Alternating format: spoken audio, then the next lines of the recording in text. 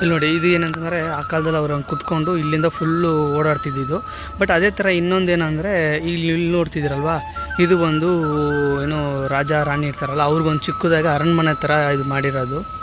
But ಇನ್ನೊಂದೇನೆಂದರೆ ಇಲ್ಲಿ ಒಂದು ದೊಡ್ಡದು ಅರಮನೆ ಒಂದು ಇದೆಯಂತೆ. ಅದು ಬಂದು ಈಗ ಏನಾಗಿದೆ ಅಂದರೆ ಇನ್ನೂ ಪೊಲೀಸ್ ಕೋಟ್ರಸ್ ಆಗಿದೆಯಂತೆ. ಈಗ ಅಲ್ಲಿ ಒಂದು ಪೊಲೀಸವ್ರಿಗೆ ಟ್ರೈನಿಂಗ್ ಕೊಡೋದು ಈಗ ಅದೆಲ್ಲ ಆಗ್ತಿದೆಯಂತೆ.